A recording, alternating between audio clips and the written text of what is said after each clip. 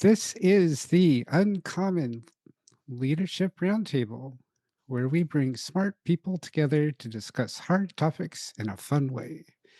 And today, our topic is the many connections between joy and resilience, both so important in these overwhelmingly changeful times. I am your host, Michael Hunter with Uncommon Teams. And joining me today are Tim Ottinger, who is a longtime extreme programming, lean, agile delivery expert and author. And I hear that he is the person to go to if you want to learn test driven development. I am one of Tim, the few. one of the people. Okay. What most often brings you joy, Tim? Oh, every time I learn fun things, and most things I learn are fun. And those are immediate joy. And then when I learn things that are true but are not fun, that's joy a little later on. It takes a while to sink in. But mostly in learning and in working with people to be able to serve others is, I think, an underrated joy. And Indeed. of course, anytime you're out in the woods in Scotland is a beautiful, joyous time. I am all for that. Thank you, Tim. And we also have Portia Tung, who is the play alchemist, helping visionary leaders and teams transform their culture through the science and power of play. Portia has discovered the secret source to high performing and healthy systems she calls advanced systemic intelligence, also known as play alchemy. She is the creator of the Play Genius Quiz, the first instrument to measure play intelligence, author of The Dream Team Nightmare, an agile choose your own adventure novel. Portia also loves playing the ukulele and making the seemingly impossible come true. Portia, what most often brings you joy? Well, they say that the best puddings are to be tasted. So I thought I'd share that with you if that's okay. So if you feel free and go ahead and stand up if you fancy, or you can stay seated, but I shall stand. So it's entirely up to you. And I invite your listeners to also take part. Is that okay? Let's do For it. a few moments of fun. So they say that a true follower is one who knows when to follow, but really that's also what a true leader is. So maybe what we can do is just go ahead and put our hands up in front of us and just give our wrists a little wrist roll. Lovely. And do it one way and then the other, because according to one physicist, it helps us mitigate the terror of the uncertainty in the universe when we have some form of symmetry in our bodies. And then maybe we can do some gentle neck roll. So imagine your nose is a crayon, tip of a crayon, and just kind of do some gentle rolls. There should be no pain, possibly the odd bit of clicking or squirting, depending on your age bracket and your fitness. And then go the other way, but there should be no pain. It's the heaviest bit of your head. There we go. And then the last bit, I know it's not quite Friday night yet, but let's just put our hands on our hips and we'll do a little bit of a hip swirl. Oh, this comes very naturally to many of us. I hope that your listeners, your viewers will also join us in this. And the other way, of course, in honor of symmetry and beauty and predictability. So maybe this is our chance to scare the neighbors or someone else in your house. It might be a non-human animal like a cat. So hands up in the air. And when you're ready, follow me. Oh, you're welcome to unmute yourselves, by the way, lovelies. Okay, you ready? 1, 2, 3, go. Head, shoulders, Oh. knees and toes, knees and toes. I can't hear you. Our head, shoulders, knees and toes, knees and toes, and eyes and ears and mouth and nose. Head, shoulders, knees and toes, knees and toes. Bravo. Now, if you're a little bit gutted because you missed out on that endorphin hit, here's your second chance, and we'll do it as quick as you can. Are you ready? And you can do it in your mind if you like, or in your heart. As quick as you can. 1, 2, 3, go. Head, shoulders, knees and toes, knees and toes. Head, shoulders, knees and toes, knees and toes. And eyes and ears and mouth and nose. Head, shoulders, knees and toes, knees and toes. Bravo. And that's what brings me a great deal of joy. I've done this at Cambridge and Churchill College. I've done this in the MIT building in London and all sorts of weird and wonderful places. And of course, in Washington, D.C. at Agile 2019 as well.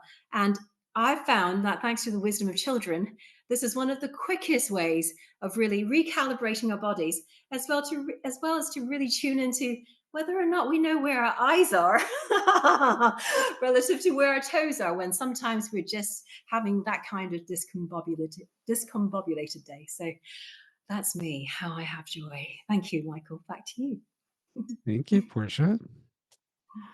Also joining us today is Jeff Langer, who loves software development and has been doing it since 1980. He's written a handful of books on it, including some of Clean Code. Look for a new edition of that in the near future. Jeff, what most often brings you joy? Well, I was going to say something else, but I realized there's a lot of joy in picking up lint on the floor when you're doing head, shoulders, knees, and toes. So thank you for that, Portia. Yeah, so mostly I get joy out of music. So there's this sitting here for whenever I get a little stressed out at work, I'll just mute and just start kind of playing along with things. Nobody ever has to see me doing it either, since we're off camera on my current gig most of the time. I also love learning as well as Tim, but maybe I've decided I actually get far more joy in teaching others. I actually had a recent chance to teach class in it, test-driven development, since Tim mentions that, and realized really enjoyed it. It just came out naturally, even though I hadn't touched this class in 2 or 3 years. So get a lot of kicks out of just helping others and teaching others. Thank you, Jeff. Next, we have Matthew Carlson, who is the founder of Applied Principles Consulting, LLC, where he helps organizations design systems that work the way people actually do. That is so needed. Matthew, what most often brings you joy? I think for me, one of the things that really consistently brings me joy is having that moment after you attack a hard problem and have banged your head against the wall a few times and have, struggled with it a little bit, and then have that release of actually having the grit to get past it, and the finding joy in doing hard things. I think that actually really is where I find a lot. So Love it. Thank you. And next we have Melissa Boyle, who has been working in the tech industry for over 2 decades and is currently the global CTO for LexisNexis Intellectual Property. She enjoys spending time with her husband and dog, Chief, and traveling as much as possible all over the world. Melissa, what most often brings you joy? Yeah, thank you. So I did put my husband first in that introduction. However, my dog is probably usually the one that gets top billing. And so one of the things that brings me joy, I'm going to share a little peek of him if I can. Hopefully, he's sleeping right here in my office. So he's had a rough day of napping and walking and snoring and playing with his toys. He often brings me a lot of joy in all of these difficult days of work or something stressful going on. Just knowing that he's like right there and peaceful and calm brings me a lot of joy. In my, in work, I would say really joy for me is mentoring and coaching folks and really helping them to realize their potential. It's really great to be able to push folks and see potential that they don't see in themselves. And then when that light bulb goes off for them, they kind of look back and are like, wow, I was able to do that. And so that brings me a lot of joy to be able to see all of that happen for folks. So yeah. Thank you. And I am the uncommon hero, not a fixer, because you are not broken. I am a guide and a partner, journeying alongside tech leaders as we uncover the invisible dynamics that block quality, stall change, and quietly drain energy from their teams. These aren't process problems, they are culture problems, subtle, systemic, and deeply human. We don't just solve these, we unlock the heroic leadership within you and your team, and often recover parts of yourselves that may have gotten a little lost along the way. I started out debugging people, then I started out debugging code, then I debugged people, and now I help people debug themselves, because the most powerful upgrade isn't in your tech stack, it is in you.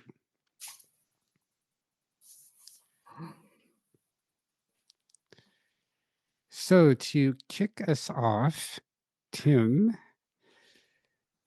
joy and resilience, how do they fit together for you? And where do they maybe not match up? Well, I think that, of course, when you reach times that require a lot of resilience, sometimes it's hard to reach for the joy. Things have happened that we would not have chosen for ourselves or for our friends. And that's just, part of life. Have you ever read an adventure book where they planned it all out and that everything went exactly to plan and it ended fine? That would be a lousy adventure book, right? So at some point we have to recognize, this is an adventure and things do go south and sideways sometimes. But, you've got to keep the sense of adventure alive in it when it goes, what is the best I can do with where I am? And when I can switch from woe is me to, okay, here we are, then that's a time that suddenly I can start to take joy in my progress, in what they call profluence. If you listen to Mike Hill, profluence is a literary term, and it's the sense of the plot moving forward. And when things are moving forward, you get a sense of joy and adventure with it. But when things are stopped, when you lack profluence, then it's harder to be resilient. So I think the biggest thing I could recommend for people is, watch your sense of profluence, see where you are. How do we move forward from this position? We can't choose where we start, but where's the adventure going to go next? Where should the adventure go next, Melissa? Yeah, I think, for me, joy and resilience, as I think about the things that bring me joy, with mentoring and coaching folks, sometimes, right, always people are probably the hardest to change, or to encourage, or to, give them guidance. And so I think, having resilience to help, a longer journey, and to help folks when they've, fallen down, or, fallen backwards, or, whatever the case may be. I think that's where it kind of connects for me, is trying to realize that the end of this journey brings me that joy, and will bring them joy as well, as they look back. But I think having some resilience at times to help folks through that journey, is important. So. Jeff, as you've been writing clean code bits and pieces, you've probably run into a lot of resilience and joy blockers. What helps you connect those, and how do you bring it out for the people who read what you write? Wow. Okay, there's a question. Not really sure how to begin answering that. How do I connect joy and resilience? I don't know. Tim, go ahead. Go ahead and interrupt. That'll help me think a little. Let me give you a minute to think. So, by the way, Jeff is a serial author. He has written, I don't know how many books now. 5 and some halves. 5 or 6. So we were co-authors of Agile in a Flash and co-authors of Clean Code. And he's got a whole bunch of books with it's just one name on the front, and it's Jeff Langer. And the TDD for Java, a number of really, really well-respected books. So I know for a fact he gets a kick when people actually read what he writes. Yeah, that's even better when people pay to read what I write too. And when they understand it. Yeah, okay. Well, that's the goal, right? Is to help. I mean, that's the joy in writing. It's really that you are trying to find a way to make things accessible to people. So just as a brief touch on joy and resilience, I did write a book. It's called Pragmatic Unit Testing. It's like the second edition it was in 2015 of the original Andy Hunt and Dave Thomas book from like 2003. And they're like, okay, rewrite this book. And I'm like, ooh, I don't know if I even agree with the way it's presented. It's not really test-driven development. It's after the fact unit testing. So my thought was, let me do the best I can with it. And obviously it wasn't really as best as it could have been, because I got some comments like, yeah, we're not sure what you're trying to do in this book. So the joy was I did get a chance to come back and have another stab at it, almost 10 years later. Was allowed to write a third edition, rewrite it to try to make it as engaging as possible and accessible as possible. And feedback's good. Book sales are down, so there's another bit of thing that you have to have resilience against. Is how do we survive as writers in this climate? So there's all these things that kind of come back and forth as a writer. You get blocked at times. You get things out there that people aren't happy with. The joy is in finding the little bits of feedback that you get from people that suggest they are actually getting value out of. People are really excited with the way you presented things, how you help them understand or learn things. Matthew, what helps you find all those little bits of joy in the midst of despondency and people not reading what you write? Well, one, finding the people who do is always nice, and having the conversations and having this conversation sort of thing. But also, I really do. I connect in a lot of ways, and thank you for having this conversation, because it really made me realize that I connect joy and resilience as kind of two sides of the same coin in a lot of ways. That if something is too easy, if there's nothing to be resilient about, then there's not nearly as much to celebrate when it does go right. If our lives were all perfect, if our lives were, and had nothing for us to recover from any of that, then I don't know that we would actually feel the great amount of joy when it does happen.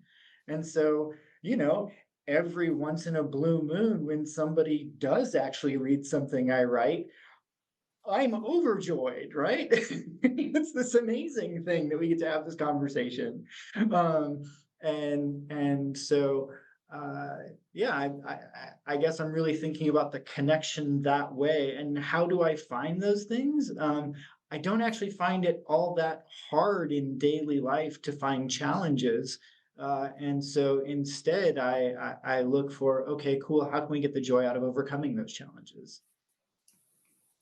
It's pretty crazy that the way our muscles, our physical muscles, grow is by breaking them. That's the only way to make them stronger. And I find the same is true for our other less tangible muscles as well. Is if all we ever experience is joy, we don't realize how awesome we have it. And it's the downtimes that help us realize how amazing the rest of the time is. Portia, as you are helping people realize how important play is and how it's the answer to every single of their problems, there's probably a lot of pushback at first, because most people aren't looking around saying, I don't think there's enough play out here around here. We need someone to help us get better at that. What helps you bring that joyfulness into the resilience to keep showing up every day, talking to these leaders and people who don't understand the importance of it, and in fact may be completely convinced that play is the opposite of what should happen in a business? Yeah, I think those are great insights. Thank you, Michael. One of the top tips from myself, and also with alumni of the School of Play, and just playing with very playful adults, is the fact that in spite of having this great brain set, including the prefrontal cortex, we're not really so clever, because if I asked you to think about your earliest memory of play, let's just take a moment, just on your own, conjure up it doesn't have to be the earliest, but it could be an early memory of play, like traveling back in a time machine and just taking a moment to savor that and really capture what that scene is, or what that favorite truck or toy car or Lego build or a stuffed toy, what instrument, whatever that is, and then to compare how it feels before and after conjuring that memory. Our brains can't tell the difference. So actually, for me, one of the things I've discovered is that to kind of cultivate joy and to nurture resilience is a lot about looking back in our treasure box and looking for those memories. And so very often these days, when things are a little bit quieter but hectic on the outside, I think about some of my favorite achievements as a human being. And one of those things was I happened to have got selected to be a head girl at school. I don't know, that must be something similar in America and elsewhere. And I was just telling my dad before this call, because I was catching up with him, and I said, you know what, Dad? It wasn't about the title for me. And I said, I didn't care about the power. I just wanted to have the freedom to support all the girls at this girls' school I was at. And it taught me about representing something more than my own interest. And suddenly I felt like, okay, there is this importance of how I behave and all this, but it was never shame-based. It was more about encouragement.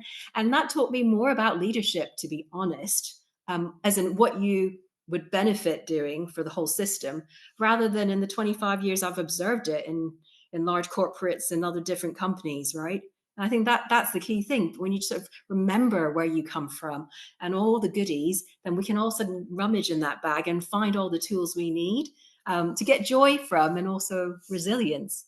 And as for encouraging adults to play, one of my earliest pieces of discovery was I got to hang out with really playful adults. So to be clear, I started off when I had my newborn some years ago now, over a decade ago.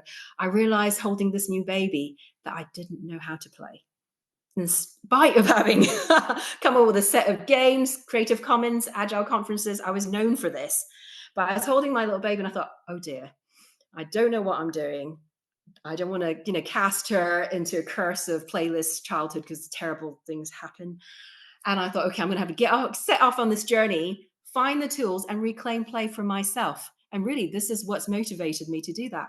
And as a result, I pay special attention. And I ended up going to this wonderful conference called Counterplay in Denmark some years ago. And as I observed these adults really talking about societal change and play, and this is after a Friday night's worth of beers and chat, and on Saturday morning they're talking about how do we bring a more playful world into existence so we have more peace and all that. I was like, there are some core attributes here. What are they? So did you know playful adults are resourceful, responsible, respectful, resilient, and the fifth R is real, as in authentic, safely and truly authentic, like the Velveteen Rabbit. So when I had these 5 R's, I was like, no way, nobody, or rarely do we associate these 5 R's with children. And my daughter was about 4 years old at the time, so a bit like Sherlock Holmes, I used it as a magnifying glass to observe her. And lo and behold, there she was, busy being resilient when someone had snaffled her toy without permission, of course, because that's what children do.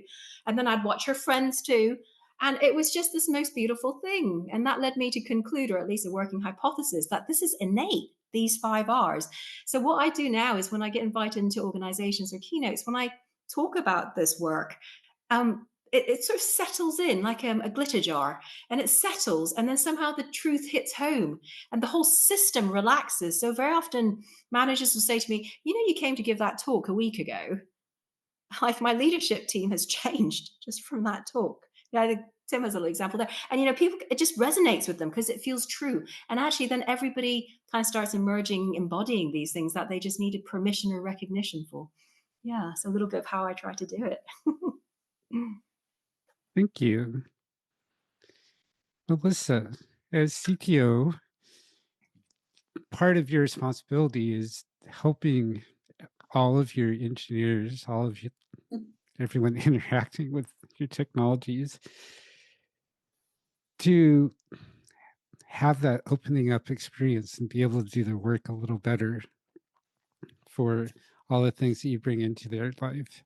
How do you do that? How do you especially go back and remember what it was like when you were just starting out or didn't know how all this stuff worked to help those people come into this world? Yeah, it's a great question. I have some very fond memories of when I was starting out as an engineer and then a tech lead and kind of growing up through the ranks. And there was this feeling that I got when I was a tech lead at one of the companies years ago, too long ago, and we really embodied, XP practices at the time, which we didn't know they were XP practices because nobody told us that's what they were. But we had this culture of, grabbing our laptops and sitting in the hallway with each other and pair programming and just really creating this very open way of working. And that carried with me through a lot of the different companies that I've worked for. And some were open to that and others not so much, right? And so as I kind of grew up through the leadership ranks, I really tried to continue to ground myself in, if I ever get to be a CTO, what type of culture do I want to create? And what are the things that were important to me? And then also look at, who does that work for? Because my style doesn't work for everybody and my culture doesn't work for everybody. And so how do I create a team and empower that team to feel like they can also create their own culture within their teams? So I've kind of tried to do that through really being a bit hands off in comparison to maybe some of the leaders that I've worked for. It's important to me to trust and empower my teams. For those that are coming up through the, as new, maybe new folks out of college or technical schools, really giving them permission, right, to innovate or to try things out, to experiment and fail fast if that's what's going to happen, or succeed.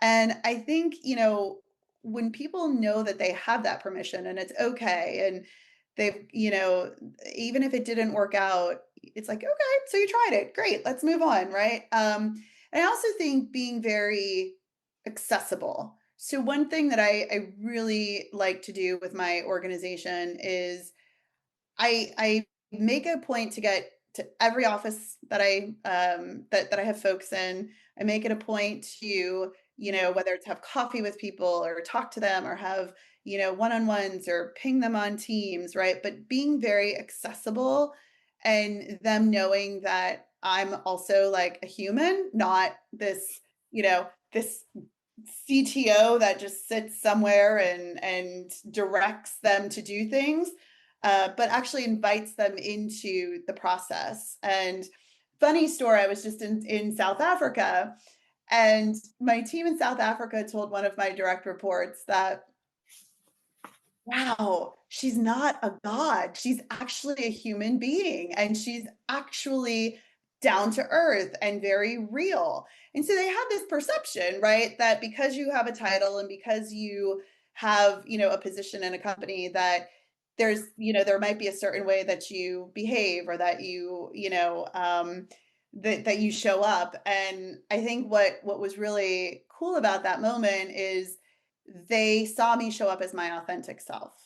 And so that really helps them to be their authentic self. And, through the years, it's been a struggle because, whether it's the way I dress or the way I do my hair, or, I don't show up in, fancy business clothes, and so there's perceptions about, well, are you the right fit for an executive level role? And I think what has been very good for me is just reminding myself to be authentic. And again, I think that carries through to my teams, and it really does help them to experiment and be authentic and try. And I get people like Tim to come help and work with us. So there's that too, which I'm so excited for. I have a special advantage here because I've got to observe all of you at work. And so I've seen how you come to work and how you interact with your people. I was with Melissa. I mean, there's no question Melissa's a competent person who wields some power, and yet everybody comes to her. Everybody comes by to see how she's doing. Sometimes they bring her chocolate. Sometimes they come and take chocolate away. But you know, she's there. And I've watched Portia give her master classes on cognitive science, and people like they're reluctant to play.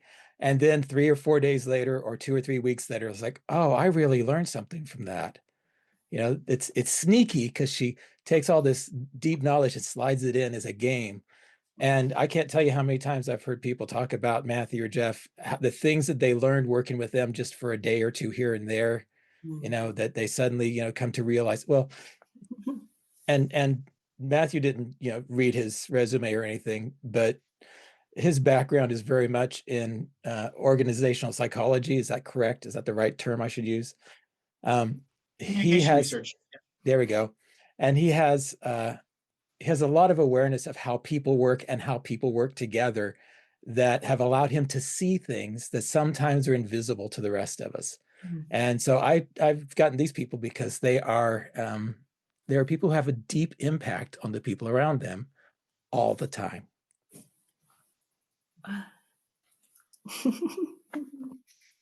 Have to buy you a beer the next time I'm in Scotland, Tim. Well, you know, I got a whole bunch of whiskey. If you want to stop by, and, you know, we can always have a drink. You know, there's some interesting stuff, though. I hear a recurring story in there, and I don't want to take over your job, Michael, but one of the recurring stories is you hear people talking about choosing who they're going to become in this. And I think that, you know, when we talk about, you know, okay, well, here we are now, what's going to happen next? Part of that whole idea is, who do we get to become next, right? And if you were a small child or you were a character in a hero book, you know, well, it was foretold and your fortune was set and you're just meeting your destiny. Yeah, that's all nice. It makes a great Star Wars tale. But I think there's nothing more encouraging than knowing that you get to choose who you're going to be. You know, Melissa gets to choose what kind of a CIO, CTO, whatever she is, CEO, she's going to be, right? No, thank you. I don't have all my titles yet. I still don't know That's mine okay. quite. It's not firmly in yet, you know. And I've, you know, Jeff has reinvented himself a dozen times in the time I've known him, changing technical stacks and companies and approaches. And, you know, you get to choose who you're going to be. If you lose track of that power, you'll think you're stuck, and you'll lose the plot and you'll lose the adventure. So I think that that's probably the joy, is in choosing who you're going to be next. One of the hardest parts for me has been getting to points where I knew I wanted to be something next, and I didn't know what it was or how to find it. And going through this struggle multiple times was one of the things that led me to get bored with debugging code and get super excited by help debugging people, and then realizing that was inflicting help, not offering it. And so switching over to helping them debug themselves, because good grief, if I'd had someone to help me understand that myself, it would have been so much easier. And to get to help people do that for themselves, so they don't have to go through this years of pain and suffering and unhappiness, that is joy in itself. Matthew, I saw your hand raised.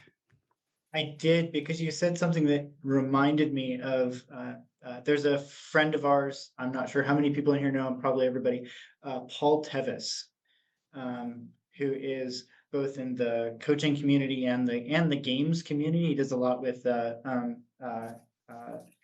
cooperative games and those sorts of things. And something that he said that I remember that always stuck with me is frustration is something new wanting to emerge. And the idea along that whole resiliency thing, that's like, oh yeah, those times when I'm frustrated, those are the times when I really have a chance to look at okay, what about it? This is frustrating. What new is wanting to emerge here? Where's the energy going? And I just kind of love that sentiment. Jeff, what helps you find that resilience when the joy isn't there to help it out? Yeah, I'm thinking at two levels. So first off, and I want to come back to this other point, which is often things are thrown at us and we can't control them. And I think for me, that's always been the most frustrating thing. So certainly COVID was one of those, and Tim mentioned reinvention, and thank you for the kind words there, Tim.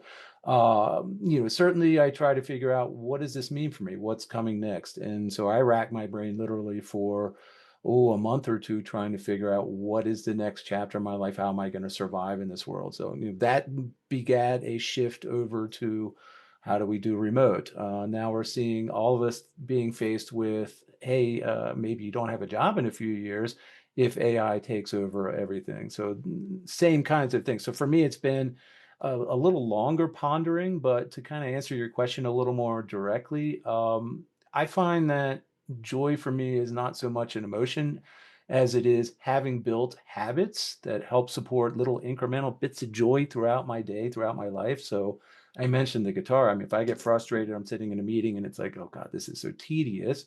I'll pick the guitar up and it'll just relax me. I'll toss my hands at a video game for 5 seconds, whatever it takes to just have moments where it's like I can kind of break from what's frustrating me, what's right in front of me now that I'm having a little struggle with. Obviously, you can't do that live, so I really appreciate being remote for a lot of things nowadays. But yeah, it is building these habits throughout the day, and I'll kind of cap it off with, I've been told, hey, depression runs in the family, Jeff. So I kind of long time ago said I'll never be that person who is depressed, but honestly, I suspect you can't always control that either. It's not all psychological. There's physiological issues going on. But one thing I was told, just as a simple, stupid tactic, I was told that, if you're not wanting to get up in the morning, you're probably depressed, right? So if you don't want to get up and face the challenges of the day. So I just kind of said, okay, one of my little stupid habits that I have when I wake up is jump out of bed and go race and run down the steps for the day, take the dog out, which wakes me the heck up. And it's just like, I know I've got to face the day regardless. If I start accepting that, hey, maybe I can get away with sleeping in for another 20 minutes or whatever. I used to be one of those who would set the alarm clock like 20 minutes forward after it went off, and then I'll get up then. And then I just decided it's a bad habit. It's a habit that will not give you joy in the long term. It's just delaying the stuff that you have to face, and then you have to have resilience for. So, a bunch of rambling thoughts, but yeah, thanks. Thank you. Were you raising your hand or acknowledging, Portia?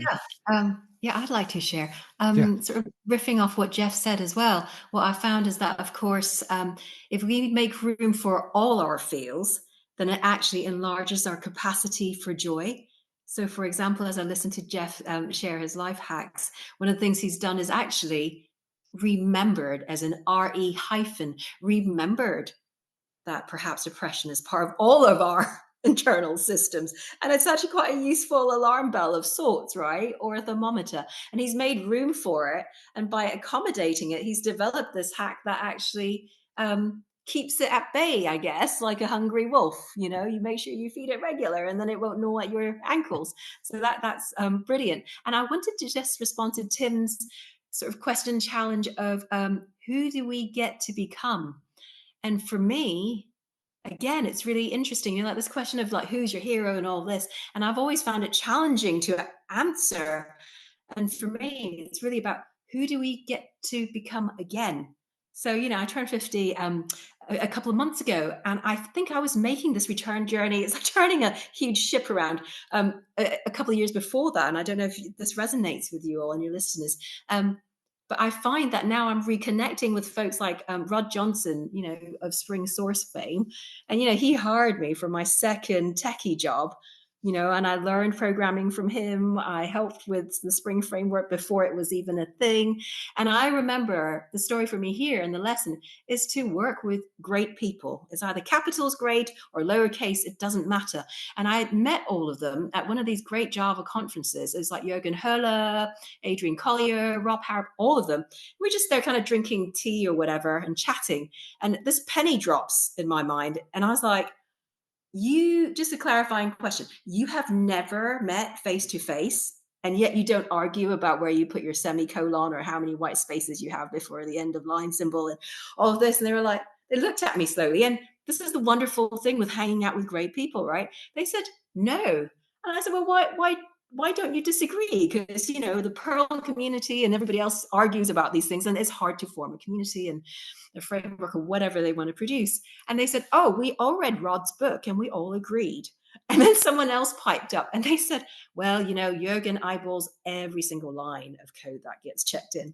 So about a month ago, I caught up with Rod because he was in London. What a wonderful, again, it was like this kind of just like life folding in half again as we make the return journey. And I was sharing the story with him and he goes, that Jürgen still continues to eyeball every single line of code. And I was like, that's great, because I could see it brought Jürgen so much joy. And in the sense of true play is safe play, fair play, being good sport. And I think secretly everyone's quite delighted that Jürgen gets to see their line of code, that he's checking the integrity of the whole, and that he's trusted to do that. And again, it's just this working with great people, large brains, but very open minds and very large hearts as well. That exemplifies something that I found as well, is that everything that doesn't bring me joy, there's someone else that is the thing that most brings them joy. And this is one of the best reasons to get really good at delegating. Because if you hold on to all those things that don't bring you joy because you think you should, or you have a survival rule that says you must, or whatever the other reason is, you are explicitly preventing everyone else from getting the joy that they deserve in their life while you make yourself miserable. So we can make ourselves miserable by holding on to everything that we don't want and also make everyone else miserable because they don't get to do that. Or we can just let go of it, have fun ourselves, and then everyone else gets to have fun too. Yay. There's Tim. also an extra little piece in there. I find that when you get stuck is when you run out of curiosity. Right? When you're more focused on being out of the situation you're in than experiencing it and finding out why. So you talked about how much you enjoyed, working with other people. You refer to as like debugging other people, and I do catch that you repented of that, but there is that element of what's it like for them, what is it that makes them feel stuck, and choosing, among other things, that I won't take my profluence at their expense. I won't move my agenda by making them stuck, right? And so the idea of serving people is actually helping them where they are. And that requires us to be curious about what it's like to be them doing their jobs and to be in their space and faced with their problems. And, how could they make next week better than last week? How can they make next month better than last month, from their point of view? So I think that there's a curiosity and empathy that turns us outward, that actually gives us the strength to start solving problems that affect us in a wider sense. Whereas if, when we're in a tough spot, it's easy to turn inward. And often when we do that, we miss all these great opportunities to collect all these small joys along the way. That's just my point of view. That sounds altruistic, Tim. I'm selfish, so what do I do? So seriously though, You are not, you liar. Well, I can be, but when you're deep in the middle of the profluence, hey, that's the first time I've ever uttered that word. That's awesome. Thank you for that.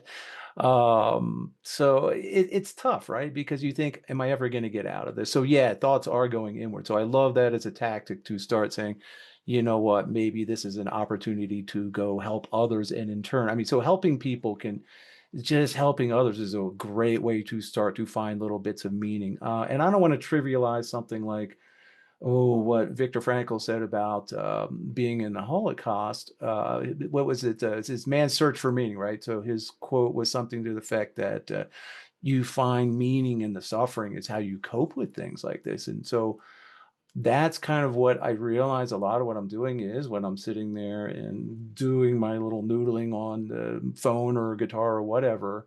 I'm doing a little introversion recharge, but at the same time, I'm also trying to think about, you know, what am I trying to do here? What's going to make me succeed in this long term? And often it's just a lot of little kind of thoughts ultimately go towards things starting to click in my head, at least.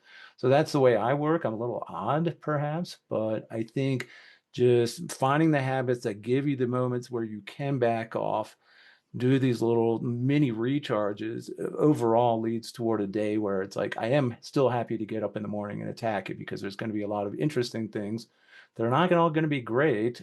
So 9 to 5 is generally, well, my 7 to 3:30 or whatever is not going to be the best time for me. It's a new job. It's extremely stressful.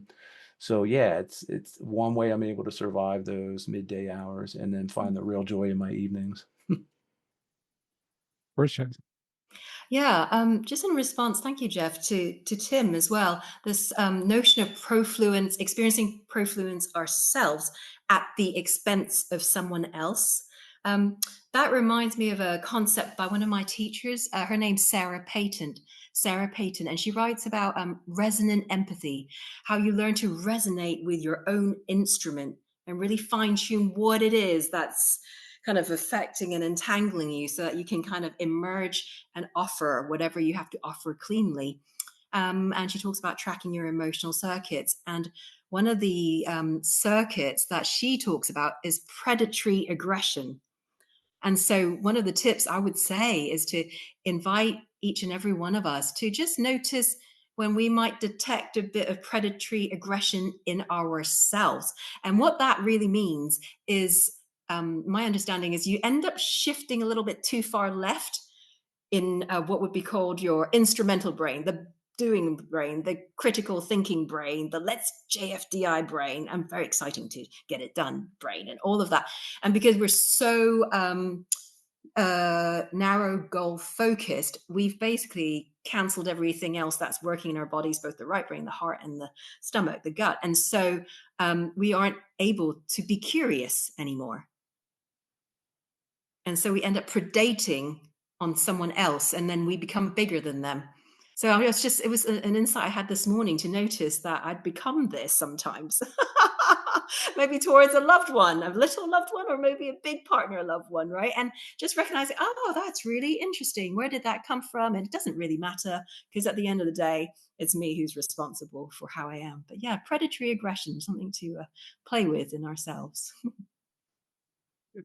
I like that, Portia, that what you said, that we do that to become bigger than someone else. And also when we do that, that we do become bigger than someone else. That's a useful reminder of the impact that can have. So if we're becoming bigger, then we're diminishing them. So now to wrap up, because our time is now short, what have you learned today, and what are you taking away to experiment with? And I will start with you, Tim. Oh, a lot of confirmations, a lot of again, a chance to open up and hear 4 or 5 very different experiences from my own, and to tie them together with what we have in common. I think we have way more that binds us than separates us. Yes, thank you. Let's go to Melissa next. Yeah, I think for me, it's similar to Tim. I mean, it is amazing to be a part of this group of folks and to learn what is more similar than different, and to really reflect on some of the the stories that have been shared and the ideas that have been shared, and maybe introducing some of those things into my day to day. So maybe we will like play a little bit more, or I do love the whole predatory aggression, and thinking about that a little bit and reminding folks like, hey, this might be where you're heading. So just, yeah, a lot of good ideas shared, and things that I'll definitely reflect on and take back. So Thank you. Portia. Yeah, as I was witnessing our time together, the words wisdom circle came up. And this wisdom circle encompasses all your listeners and past speakers and past participants too, without whom we would not be here today, like your previous podcasts.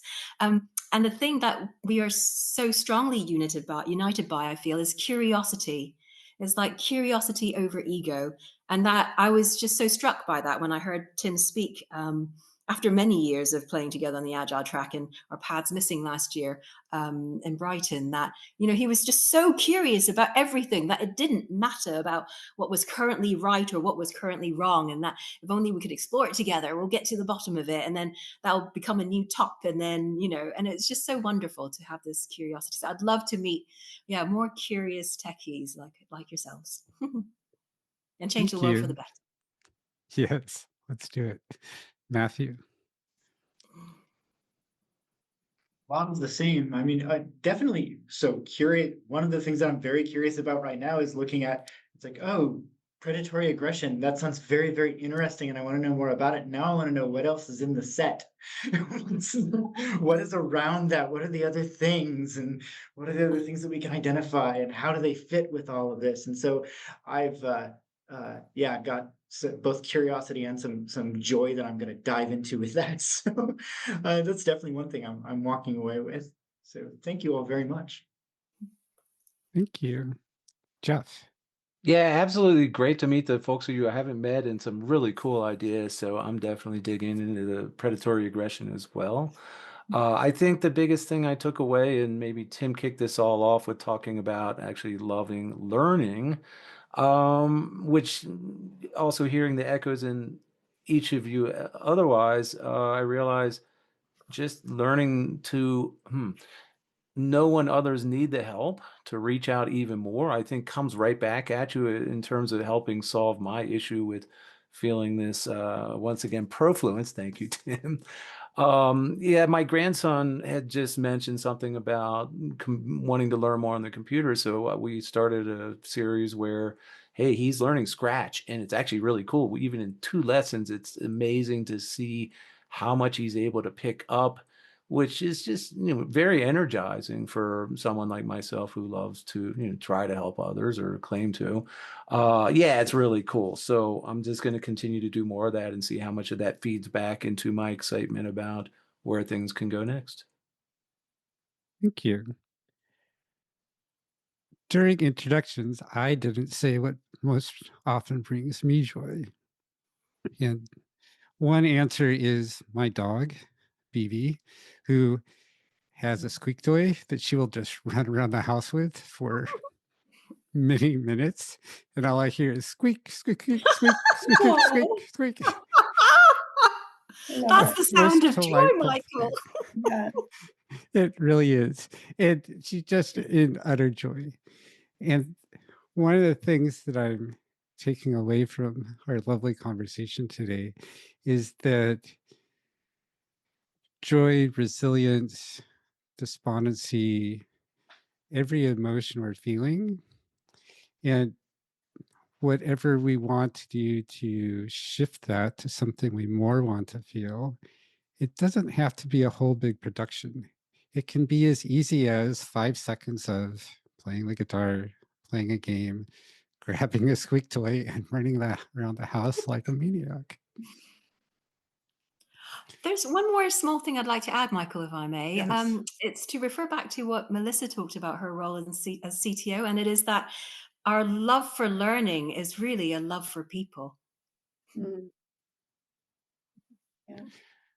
One of the reasons I love working with people is there's always something more to learn.